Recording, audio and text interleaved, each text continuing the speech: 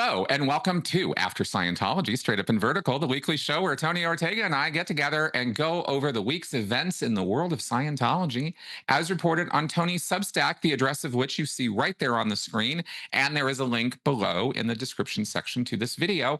Tony, welcome back to the show. Well, happy Halloween. I know the people won't see it until afterwards, but for you and me right now, it's Halloween. That's right. That's right. And we literally just got finished doing a live stream with Apostate Alex from the IAS event. So let's roll into this week and what happened in the world of Scientology, starting with this one I was a little head scratching on this one. Maybe you can break it down for me. This is Bijou Phillips files to have her daughter's name changed. Is this really just all there is to that? It's just they're just separating more from Masterson. What was Well, I this? mean, this was, all the media jumped on it, so I felt like I needed Okay, to say something too, and then all the sure. media got something wrong, so I felt like pointing that out. But it just reminded me of the trial that both trials, the first people on the ninth floor tended to be Danny Masterson, Bijou Phillips, and me. Yeah. The three of us tended to be the first ones there every morning, and they would stand on the opposite side of the hall from me. Every once in a while, they'd kind of look my way, but and then when we went into the courtroom, they put us reporters in the back row. Fine with Mm. all of us. We don't care. We don't need to be up in front. But the back row extended over behind the family section, and because I was first guy, first day every time, I ended up with that very first seat. Right. And that put me behind the family. And in the way the family sat, Bijou always sat in a particular seat. So it just ended up that the person I was closest to in the courtroom, other than the reporter sitting next to me, was Bijou Phillips, day after day, week after week for two different trials. And every once in a while, she'd give me a look. I never was sure how to interpret it. But the point was, she was there every day as the loyal wife, right? To Right. show they want to show the jury that the families, they pack that family section every day Yeah. with families, with friends, and one brother would come one day, another brother would come another day, but Bijou was there every single day. And so they were kind of putting up this united front. So after Danny was convicted and was taken away May 31st, 2023, and then later was sentenced to prison, there was a lot of speculation about how involved was Bijou in Scientology, how close was she with Danny. And so, not too long after he was taken away to prison, we heard that she was divorcing him. And Mm-hmm. the initial reaction was, okay, they're doing that for property reasons, right? They had moved from Hollywood up to Santa Ynez. They had this real nice ranch home there. He had a vineyard up there. And I think the initial reaction was, oh, sure, they're divorcing. They just want to make sure Bijou can hang on to the house. Right. But over time, it became clear, no, she was moving on. He's going to be in prison for 30 years to life, and they had this daughter, this young daughter. So Right. I think the fact that now not only is the divorce complete, both been declared single by the court on that same day, on Friday, but also that she has now, made a motion to the court to change their daughter's name, Fiona, her last name from Masterson to Phillips. So I think it just sort of puts a fine point. That, Yeah. yeah, this really is a genuine split between them, and she wants her daughter to grow up without that stigma.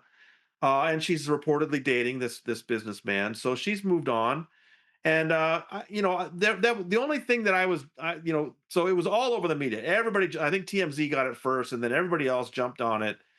And so I said, "Oh, what the heck? I'll write a little, little very short little story." And I did point out that they all got something wrong. I don't know why.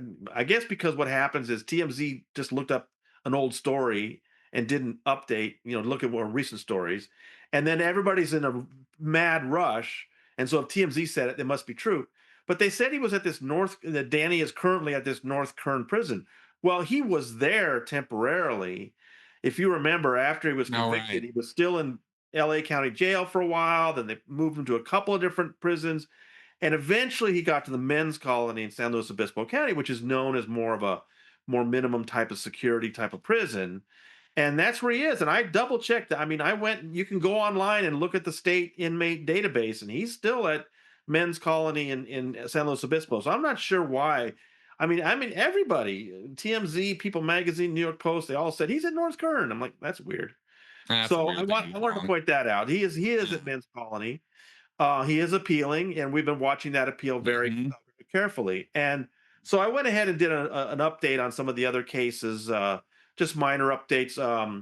In the Whitney Mills wrongful death lawsuit, I just wanted to point out that there's been a lot of action as far as discovery is concerned. A lot of depositions have been taken with doctors. Uh, Oh, Layla okay. So Mills it's rolling forward. that's rolling. Layla Mills, Whitney's mom, who brought the lawsuit, she recently filed a complaint with the court that David Minkoff, the notorious quack Scientology doctor, had not been turning over information he was required to turn over. And so this past week, Minkoff's attorney did bring some things to court. So it looks like he's complying. So I just wanted people to understand that lawsuit is very active right now. They're Good. definitely trading information with each other. So if there's a settlement in the works, it's not imminent or anything. It looks like they're both steaming full speed ahead in that lawsuit. Right. Also, a very odd little change. We're following the criminal case of a couple of pilots who work for John Travolta. Right. Travolta has this house in Ocala that's in an airport park, literally has an airstrip outside his house. And he's known, of course, for the planes that he owns and he flies, but he also has pilots that fly him around. And these two pilots were arrested and charged. They're accused of overcharging for the fuel they were using in the planes to the tune of about $750,000.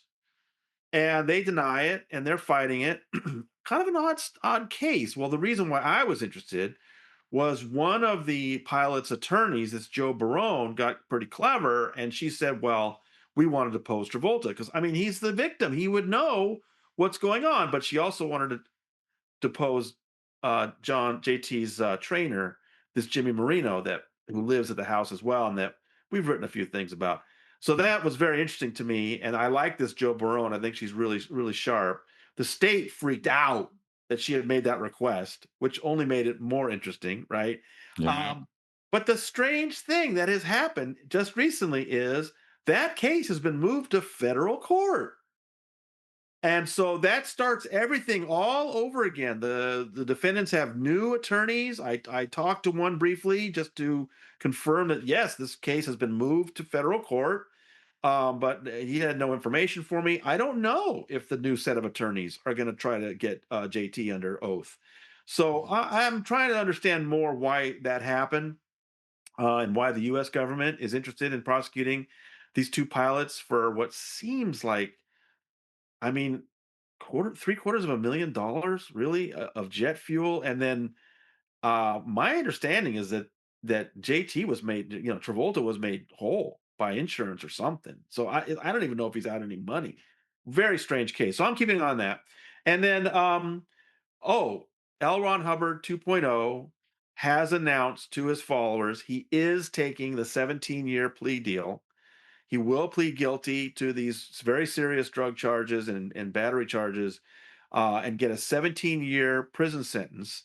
But he gets credit for the 4 years he's already been sitting in Tennessee County Jail. And he figures he'll only have to spend another 2 or 3 years in state prison before he's already eligible for parole. So he thinks it's a pretty good deal. He's urged his followers to stick with him. He may be a little tougher to get his revelations about his new Scientology out while he's in prison, but he is going to take that deal, and that's going to be just about 2 weeks from now. He'll be in court doing that. So just a little rundown on things that were happening, and but you're right. I mean, Bijou changing the daughter's name doesn't seem like a huge deal, but I think it is part of that whole idea that yeah, she's putting Masterson behind her.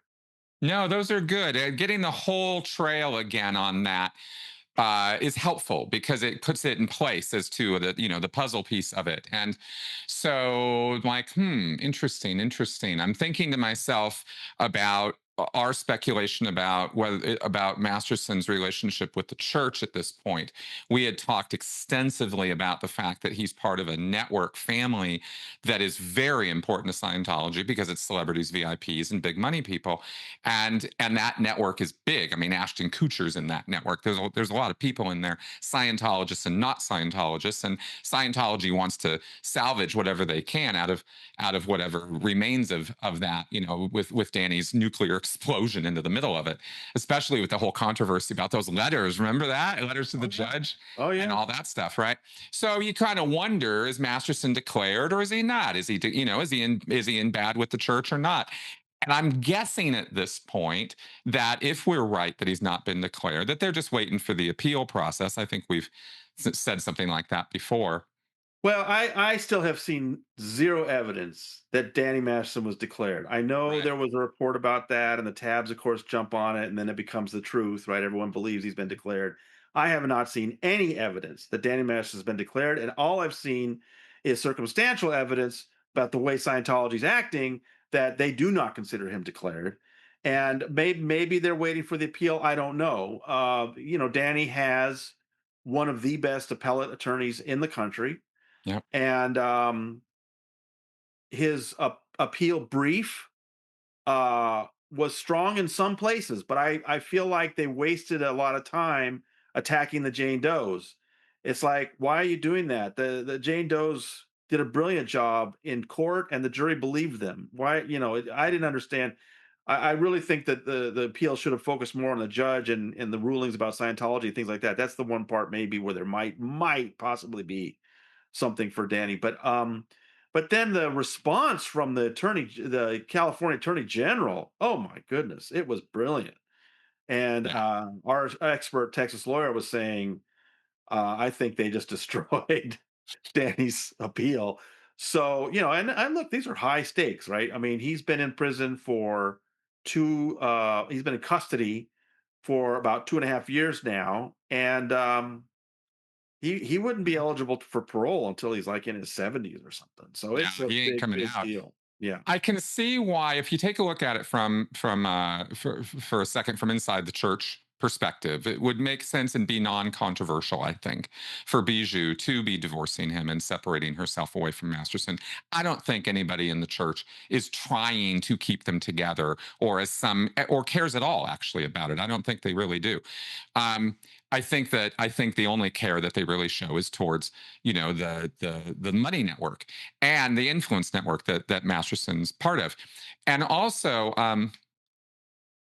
the waiting for the appeal, right? But the going after the women, going after Masterson's victims, is par for the course a Scientology thing you would do.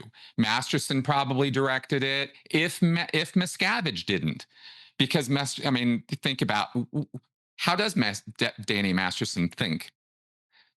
Probably an awful lot like David Miscavige Like David does. Miscavige, right.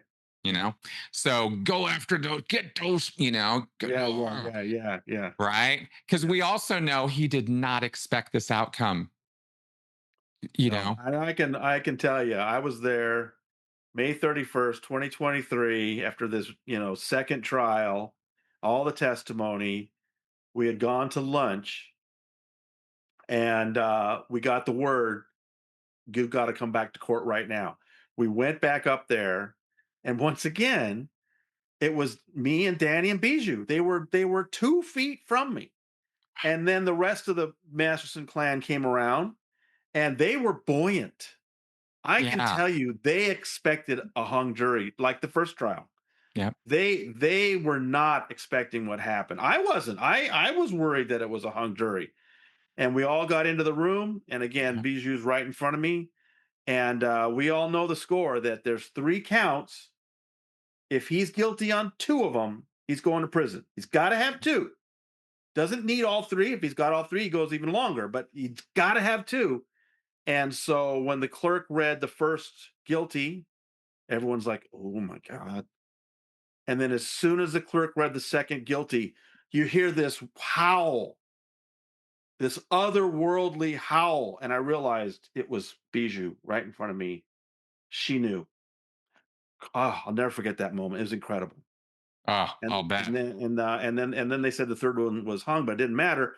And so then a female deputy had Masterson stand up, and she handcuffed him right then. That's right. Nice. And that was a nice little touch.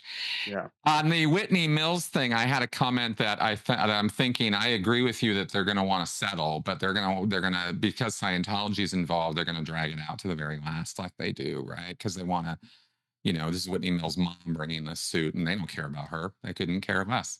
So drag it out as long as they can, right?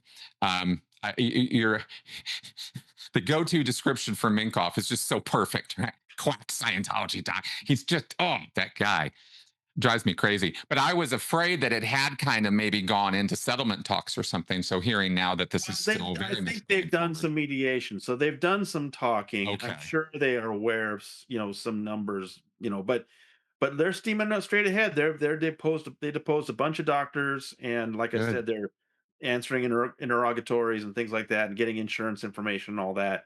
So they're doing the work to prepare for a trial. Okay. But I would be surprised if there was a trial. We'll see. Yeah. Yeah, it happens. You get through all the way through this process. I mean, I've been involved in cases. You get all the way, and you think you're literally 2 days away from being scheduled to testify. Oh, they settled. Yep. Yeah. Okay, here we go. So, all right. So that's our latest and greatest on the legal front. Now we have a little look into the Scientology world with the Free Winds, this boat that really it might as well just be a barge for all the use it's doing for Scientology these days. But there's this thing you dug up about how to get to the ship. What was this?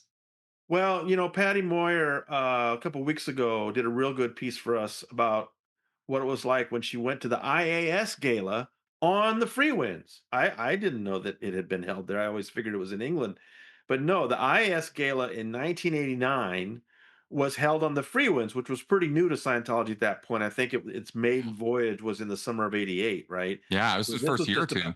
this was just a year after that, Yeah. and they had the set all decorated and stuff like that. And there's little David Miscavige, and Chick Corea was getting the Freedom Medal that year. So she had pictures and everything. It was wonderful. Well, after we published that, she realized she had this other wonderful thing. She still had a copy of the security clearance that you had to sign to get on the ship, and it included these yes no questions that you had to answer about things like well, read a couple. You've got it right there in front of you, don't you? I love this headline. You're not gay. You're not on psych drugs. This is awesome. Yeah, this is good stuff. Let's pull this up. Are you currently in the middle of a PTS handling? Things like that, right? Is there some ethics reason you can't be here amongst us angelic Scientologists, right? I mean, talk about a place where they try to have no N theta, right? Right. Obviously dismissed or expelled from the church, illegal PC. I love the way they ask people if they are ex-guardian staff, like they would need to ask somebody that. There were only a few of them. I mean, how do you not know? But obviously involved in criminal activities. But then we get into psychiatric treatment, institutionalized psychiatric drugs. Are you a homosexual? But have you engaged in any homosexual activity? Ah. And a non-optimum, I love this one, non-optimum physical conditions. Have you ever attempted suicide? Okay, get out. Get out. Yeah. Just get out right now. No, So it's yeah, really this interesting. is It's an interesting list because it does reflect some things we've seen in other sec checks. But it's just I think it really puts a point on you can't go on this ship if you're gay. exactly. Scientology denies that it's a homophobic organization, but there it is in black and white. Now that's '89. Do they have Scientology? It doesn't change. I'm sure they have a very similar security checklist that you have to sign to get on the ship today. It's Yeah. probably just as overt as that. But I thought that was a really great glimpse that Patty gave us. Absolutely. And this is also always followed up with metered interviews, by the way. So when you're coming on board that boat, there's just layers and layers of screening Yeah, that if you're they're stupid doing. enough to answer yes to any of those, get ready for hours of questioning, right? That's right. You're spending half the cruise in a little tiny cubicle with some guy, bearing down on you. Now, also on that same day, we have a follow up with, I see here a video, Jason Doring is desperately trying to do his amends project or something. I don't know what this guy's up to. Oh, the Bridge Publications has put out some pictures on social media of the event. I mean, it just looks like your typical bookstore thing with maybe 80 people there to hear this guy talk about Dianetics. I don't know. As far as, this being the big boom to push this book, I I mean, mean, good for this is, him for doing it. I mean, if it wasn't Scientology, you would say, wow, how nice of this fairly well known actor to go to a Barnes and Noble and talk up a book he likes. That's very, but it's Scientology. So, how many people in the crowd were Scientologists, and anyway, that video I thought was really interesting to see him promoting it. Um, but yeah, how the mighty have fallen, right? I mean, it I just seems mean, like okay, where is, okay, the question for Scientology? They watch us, right? They keep track of what we're doing here. I got a question for you guys. All right, come on, Osa, walk down the hall and find out the answer to this for me. Why isn't Tom Cruise doing a Dianetics video commercial? right. Why isn't uh, any of the Scientology celebrities? Jason Doring?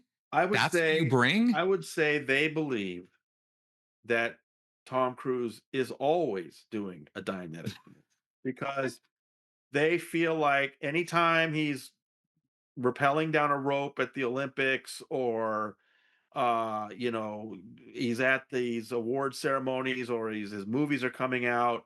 He's a walking advertisement for Scientology and Dianetics, and you can see it if you look in social media, where he's, when a Top Gun type movie comes out, and people are marveling at how good he looks at 63, is he now?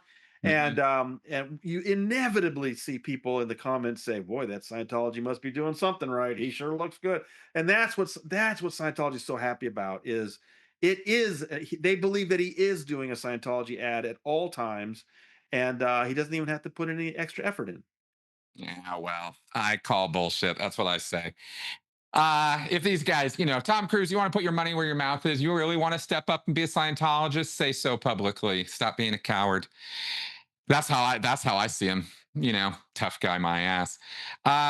Okay, now let's move on to some news from Leah Remini's case. Do we want to give the full update on that one? Yeah, so Leah sued the Church of Scientology in August 2023 over a fair game, saying that since she left 10 years earlier, that she's been the subject of this ongoing vicious smear campaign from the Church of Scientology, online, in real life, affecting her family, and it's all intended to destroy her and destroy her ability to make a living.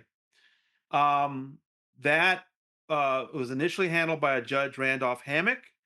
I was in the court for those initial hearings in Los Angeles, and he decided that some of the things she was complaining about, some of the smears at the websites and on Twitter and that kind of thing, didn't meet the definition of defamation because they were just an opinion or they were a little too old. So he canceled some of those. And I saw some news organizations saying that her lawsuit had been gutted. It's not true. He kept in 7 of her 8 causes of action, including the most important, like the stalking of her at her house, the interference with her business affairs. I mean, the things that in I think are actually more important than the defamation that Oh she's yeah. getting hit with on Twitter. So I didn't understand why some reporters were reporting it that way. And I think I was right because Scientology was very unhappy with Judge Hammock's ruling, and so they appealed it. And then Leah was also unhappy with so many of her defamation claims being removed. She appealed it. So both sides are appealing it. So that doubles the number of briefs that have to come across. And so we've been seeing some of them. And so this time was like the second round from Scientology. And there were 2 of them. First was from the Church of Scientology International, which once again is attacking Judge Hammock's ruling on the specific defamation claims because he got rid of some, but Scientology wants to get him to get rid of a lot more. And some other things that they didn't like in the ruling and that they don't like in Leah's suit. So they're appealing all these various things. Mainly, Scientology wants the court to consider her a public person, and that it's a public church and a public person, and they're fighting each other online, and that's protected by the First Amendment. That's Right. Scientology's attitude about it. And then also that but I mean, that's the main thing is that they want the court to agree that, I mean, Scientology's attitude is, hey, she started it. She came after us with these television shows and these podcasts and everything. We're just giving it back to her. Sure, they're saying horrific things about her that are, all completely twisted. They They're continue they can accusing her of gross and heinous crimes. they Not yeah, continue to say that her filing a missing person report on Shelley Miscavige was a hoax yeah. when it's now 12 years since she filed that missing person report. And guess what? Shelly's still missing. Still, So, I mean, it's just insane.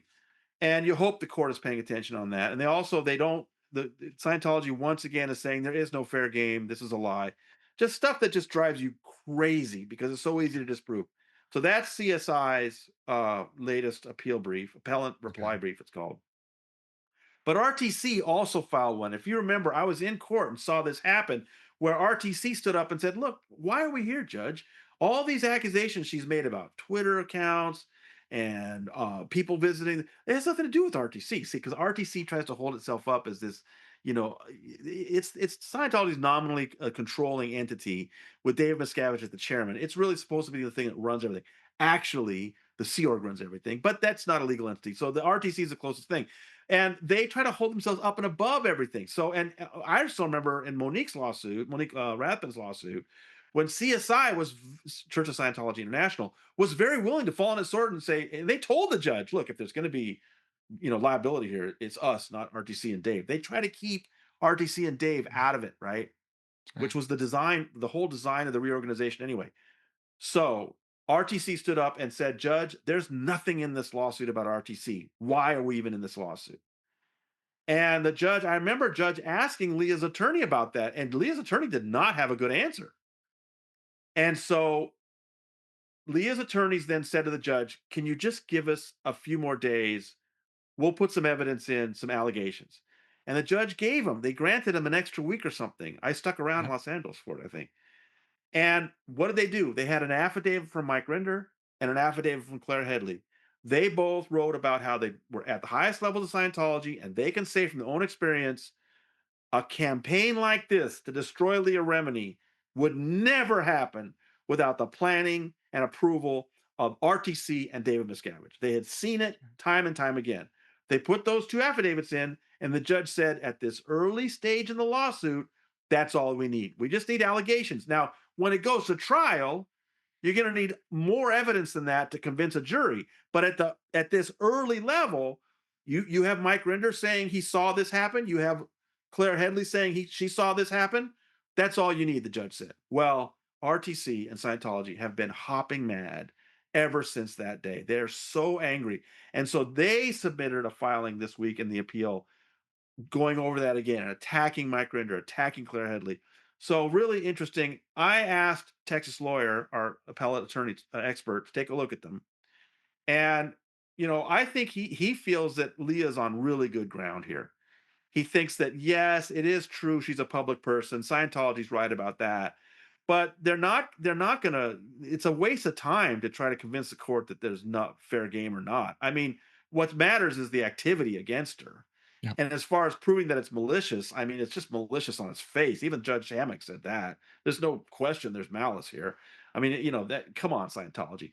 So he feels good about that. And on the RTC thing, he feels it's the same thing. It's like, this court should keep in the affidavits from Mike Rinder and Claire Headley, he's predicting. So, I will say this round of appeal briefs from Scientology, a little more professional, a little less screechy. I think they realized they needed to step up their game a little bit because the first round were horrible. And but even so, Texas lawyer thinks Leah's in pretty good shape. So the next step is Leah gets another response, and it's at this point it's due January 12th. Okay. Okay, good. Good. So there we stand legally on everything. And again, snail's pace progress on this stuff. Just get used to our legal system. Yeah, So those are the markers on that. And then we're going to wrap up this week by talking about this IAS protest, because yeah, we just did a whole live stream with Alex about it. But for yeah. today's show here, this is a 3-day event. The first day is, as this is posting Saturday, was yesterday. If you all watch my channel, you may have seen about that. Tony, what do you got for us on this protest? So, the IAS gala is a big deal. I mean, the Mhm. IAS, the International Association of Scientologists, is Scientology's membership organization. It's a very important fundraising arm for David Miscavige, and they turned fundraising into a game where the more you gave, the more rewards you would get in the form of trophies. And so Friday night for their anniversary, the 41 years ago, the IAS was formed around this time of year. The first night, Dave just gives this 3-hour speech about all the great things Scientology is doing to the biggest crowd they can gather. Saturday night, tonight, when you're putting this out, they first have a seminar during the day, and then at night they have this thing called Patrons Ball. You have to be a donor of at least $50,000 just to get in the door. And the tickets, Alex told us, are between $600 and $1,000 a seat. But these are the folks, the people who are actually getting trophies. The you know they start the trophies start at about 150, 250,000. But the people that more than ever, you see people getting trophies for donating 1 million, 2 million, 5 million, 10 million. And then you get a few of the biggest whales like Tom Cummins, who the last time we were able to estimate it had given about $60 million to the IAS. And of course, Trish Duggan, the most of all. She's so far off the charts, we're not even sure where she is on the IS alone.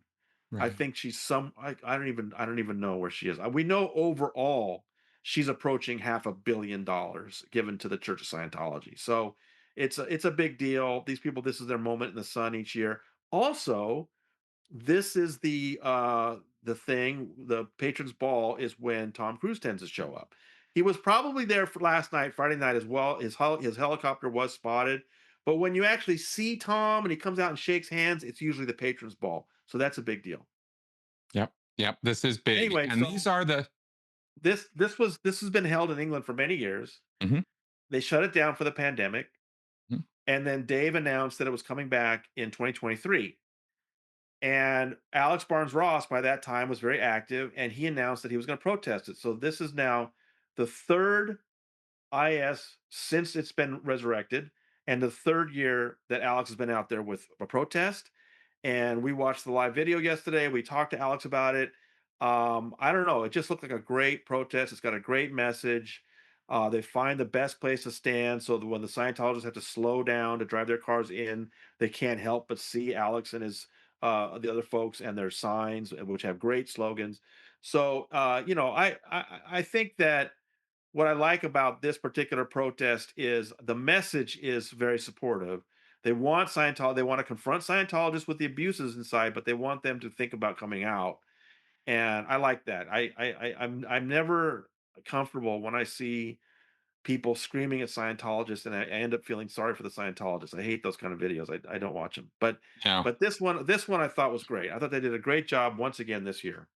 Absolutely. A couple months ago, Alex and I did a talk and went over, the sort of the etiquette of protesting and like what works and what doesn't. And Alex follows it to a T. He's really a class act, and that's why this is so effective. And also, of course, he's protesting one of the central things that is going to get under David Miscavige's skin so quickly. You can stand outside, one of the Class 5 orgs, or even one of the Sea Org bases, and Miscavige doesn't really care that much. This, oh my God, right? Well, This is yeah, like, you're right. The proof that it's getting under his skin is just how many things Scientology has tried over the last couple of years to stop Alex, and that's right. it's amazing. And he's just very resilient, and he's very patient also with the local authorities and officials. He talks to Yeah. them, and I think at first they weren't sure what to make of him, and they didn't treat him particularly well. But I think that that he's gained their respect now, and he gets very fast responses from local officials. The proof is there. This drives David Miscavige crazy. He does so much to try to make it difficult for Alex, and it just doesn't stop it. Not at all. No, he's really Energizer Rabbit bunny kind of energy, and it's awesome. It really, really is. I mean, 3 years is real staying power, and he just keeps bringing it. Um, the other thing that was interesting in his reporting on this is the fact of the amount of activity in cars is shrinking. He's been watching this for 3 years now, and so it's getting less. And this is a real green flag for us in a number of ways. Well, I mean, if anybody's going to have a good sense of, whether the crowd is getting bigger or smaller, it's Alex. He's out there, he's seeing it, and he really gave us the impression that this was a smaller crowd. Now, we'll see, when the press release comes out in the slideshow on the Scientology website. I can't remember how long it takes them to do that. 5 or 6 weeks or something. I don't know. They It's will make always it look like it's the greatest event of all time. They have ways of using these wide angle camera lenses that make things look different than they are. They will make it look like, once again, it's this fantastic success. But I'm going to be interested in the way they photograph the crowd this time if they don't find some ways to cheat a little bit and not give us the full crowd view, because it sounds like they just did not have the numbers this year. It'll be interesting to see those photos. It will. It very much will. It's also another thing about this particular protest that I want to underline is that because this is the yearly IAS event, and we highlight again and again and again how this is all the big whales, this is all the big money people. They're the ones seeing these signs. Yeah. Right? That's important because you got to understand the degree of bubble world these people live in. It's a bubble world of a bubble world, really. And and they're very, very sheltered and very, very filtered from the real world, just being in the socioeconomic status that they're in. But then in the Scientology world, they are super shielded from any idea that people hate Scientology or that there's anything wrong with it. And all the people, who complain about it, Leah and us, they're just bitter, defrocked, assholes, right? Fuck you guys. But when it's right there on the country road, here's a sign, please, for God's sake, just stop abusing us. They're like, what? Like that kind of stuff, actually. And if there's anybody, one of the reasons I think this gets under Miscavige's craw is because if there's anybody in this picture who understands the power of seed planting, it's him. Yeah. So just a point I wanted to make on that. Thanks for the recap on all of this, Tony. Really appreciate it. Lots happening, as you can see, folks, and we anticipate lots more as the year rolls out here. We got a whole weekend of IAS protests, so we'll see what comes up and follow Tony's reporting on this. The address, again, right there on the screen. Go to Tony's Substack, get yourself subscribed, get your daily notifications, and check back in with us on Saturdays for the wrap up. Bye bye. Bye.